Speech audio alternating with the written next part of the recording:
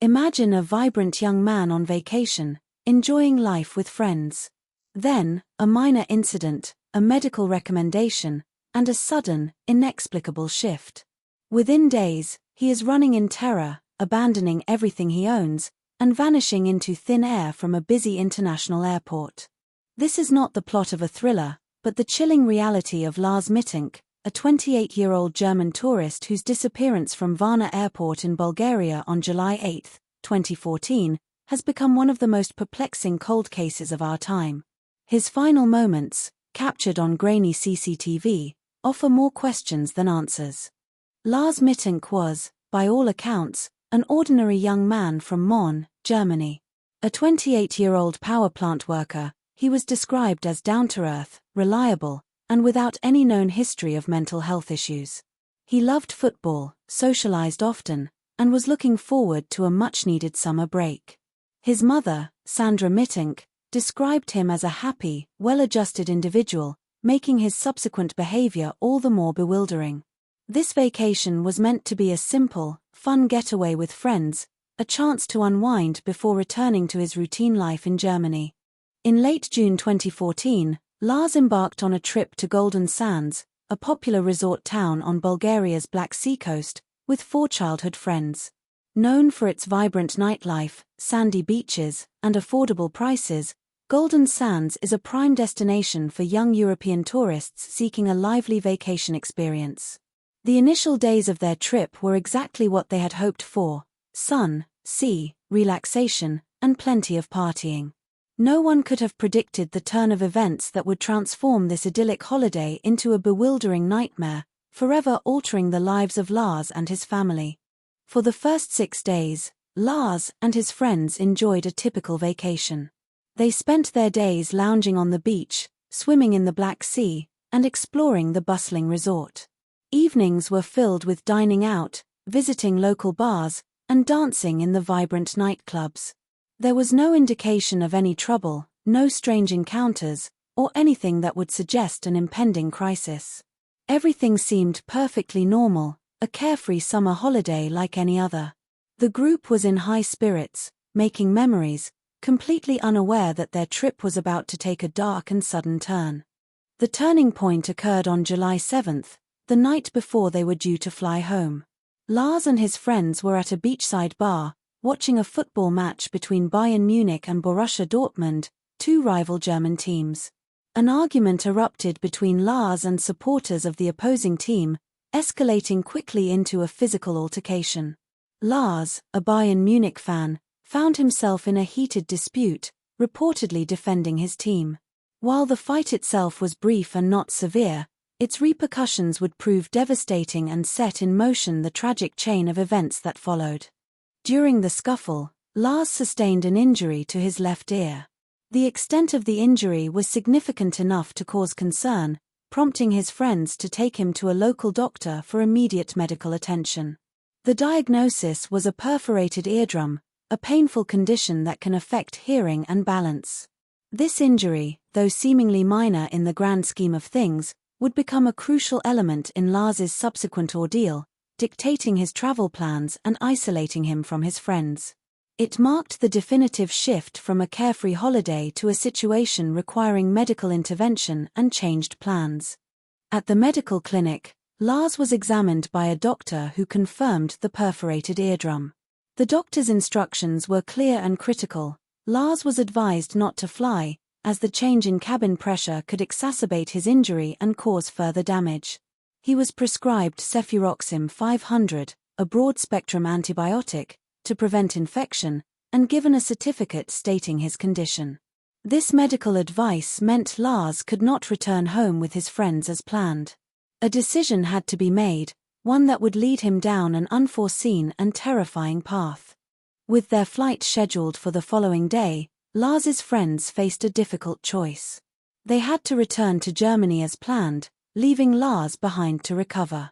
To ensure his safety and well-being, they booked him into a different, cheaper hotel in Varna, closer to the airport, and arranged for a later flight home once he was cleared to travel.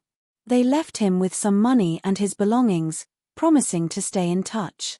It was a heartbreaking separation, leaving Lars alone in a foreign country, vulnerable and isolated, a stark contrast to the camaraderie of the preceding days. On the night of July 7th, Lars checked into his new hotel, the Color Hotel, a small, unassuming establishment.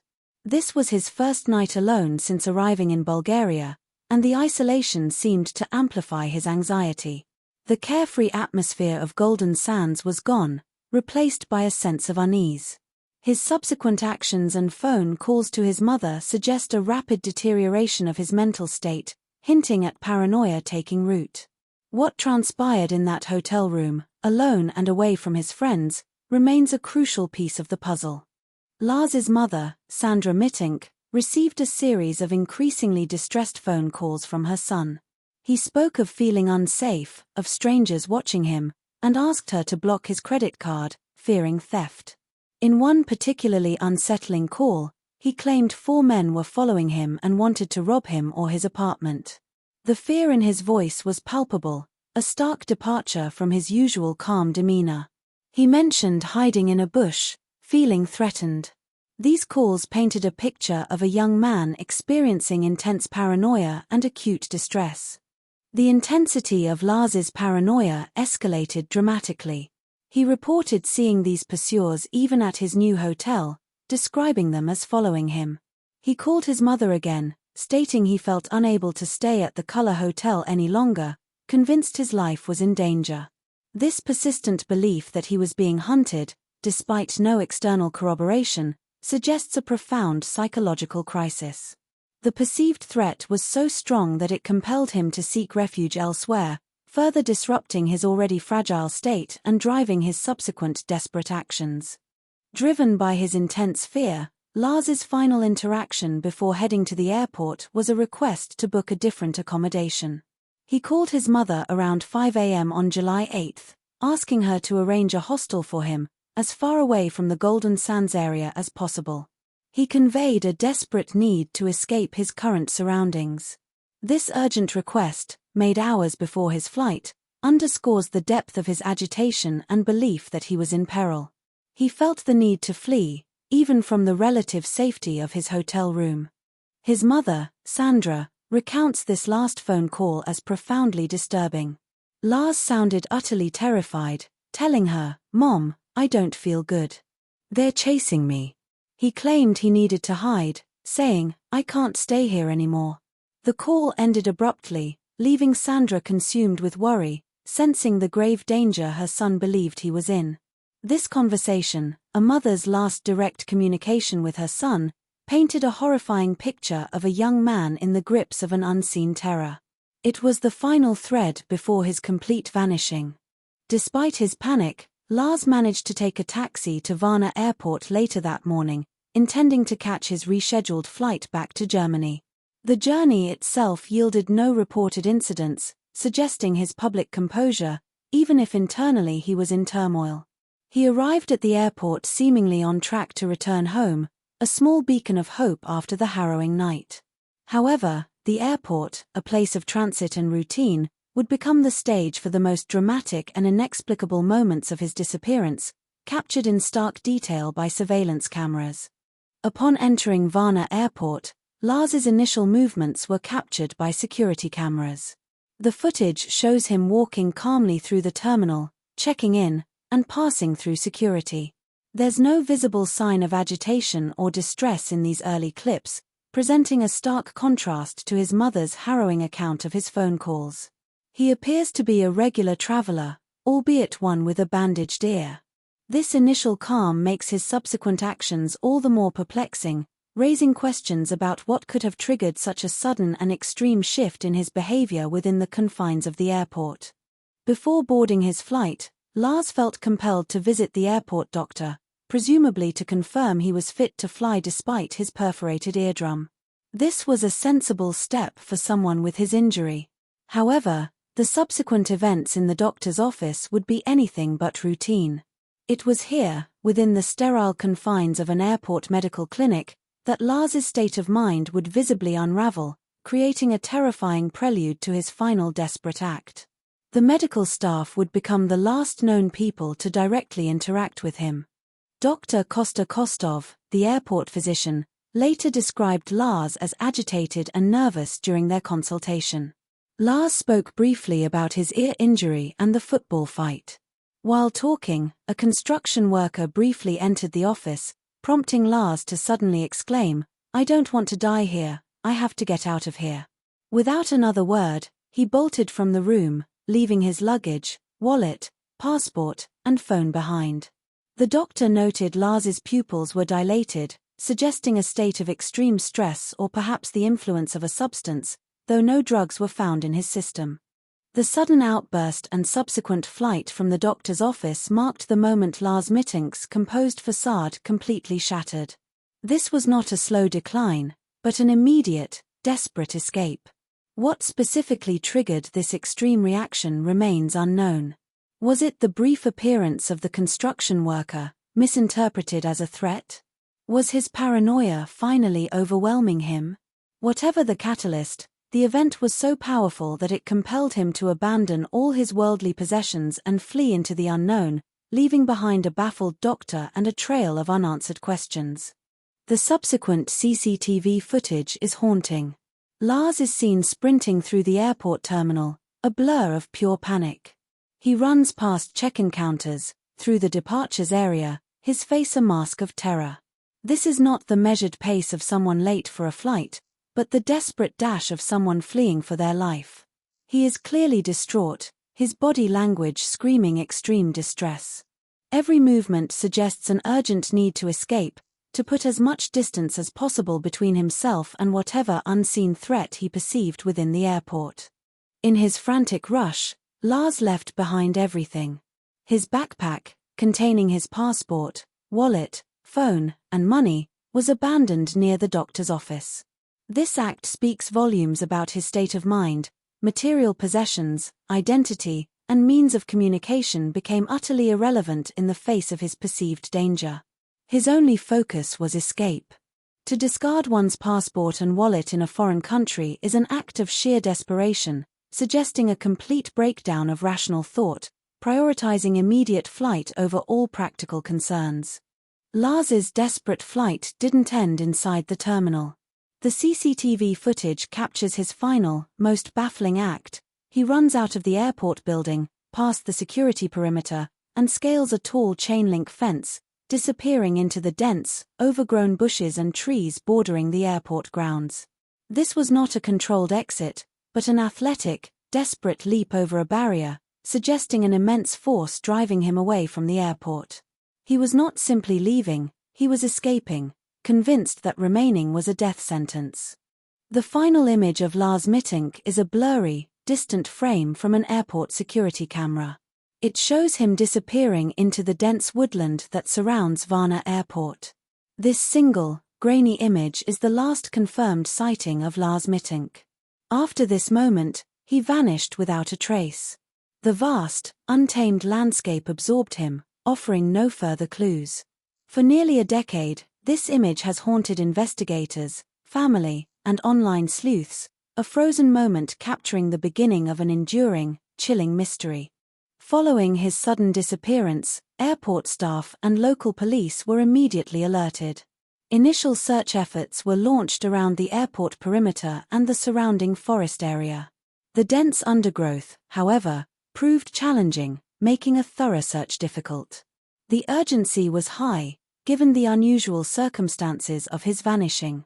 But despite the rapid response, the vastness of the area and the speed with which Lars disappeared meant that precious time was lost in determining his exact direction of travel, complicating the immediate pursuit. Upon learning of her son's bizarre disappearance, Sandra Mittank immediately flew to Bulgaria. Her despair was immeasurable, amplified by the lack of answers. She tirelessly distributed missing posters with Lars's photo, pleaded with locals for information, and worked closely with authorities. Her determination to find her son has been unwavering, turning her into a prominent advocate for his case. For a mother, the agony of not knowing what happened to her child is an unbearable burden, and Sandra Mittank's courage in the face of this mystery is profoundly moving. In the weeks and months that followed, extensive searches were conducted. Teams utilized drones, search dogs, and large groups of volunteers, meticulously combing the forests and fields around Varna Airport. The terrain was challenging, characterized by thick vegetation, marshlands, and secluded areas. Despite these comprehensive efforts, involving countless hours of searching and significant resources, not a single trace of Lars Mittank was found. No clothing, no personal items, no physical evidence whatsoever. It was as if he had simply vanished into thin air, leaving no footprint. The complete absence of any physical evidence remains one of the most baffling aspects of the Lars Mittank case. In a modern era of surveillance and forensic science, it is extraordinary for someone to disappear so utterly. The forest near Varna Airport has been searched repeatedly, yet yielded nothing. This lack of a body, clothing, or even a discarded item defies conventional understanding of disappearances, fueling endless speculation and making closure impossible for his family. How could a person simply evaporate? One prominent theory suggests Lars experienced an acute psychotic break, triggered by a combination of factors. The head trauma from the fight, the stress of being alone in a foreign country, lack of sleep, and potentially the side effects of his prescribed antibiotic, cefuroxime, could have created a perfect storm. This could explain his paranoia, his desperate flight, and his perceived threats. In this state, he may have wandered deep into the forest, succumbing to the elements, injury, or misadventure. The sudden onset of severe mental distress aligns with the rapid deterioration observed in his final hours. The role of cefuroxime 500, the antibiotic Lars was prescribed, has been heavily scrutinized. While generally safe, some antibiotics, particularly in combination with stress, alcohol, or pre-existing vulnerabilities, can cause neurological and psychological side effects. These can include anxiety, confusion, hallucinations, and even psychotic reactions. It's plausible that Lars, already under stress from his injury and isolation, experienced an adverse reaction to the medication, intensifying his paranoia and leading to his extreme actions. This theory offers a medical explanation for an otherwise inexplicable event. Another theory suggests that the men Lars claimed were following him were real. Perhaps the football altercation was more serious than initially reported, and these individuals decided to pursue him further. His panicked flight from the doctor's office could have been triggered by seeing one of them, or someone he perceived as an associate, within the airport. If this were the case, Lars might have been abducted or met with foul play after entering the forest, explaining the complete lack of a body or evidence. This theory paints a darker, more sinister picture. A more speculative, yet chilling theory, involves organized crime or human trafficking. Given Bulgaria's geographical location, some have suggested Lars might have inadvertently become entangled with criminal elements. While there is no concrete evidence to support this, his sudden disappearance without a trace has led some to consider abduction for darker purposes. The immediate flight from the airport, abandoning all identifying documents, could be interpreted as a desperate attempt to escape a real, tangible threat that perhaps extended beyond the initial fight. This remains a deeply unsettling, unproven possibility.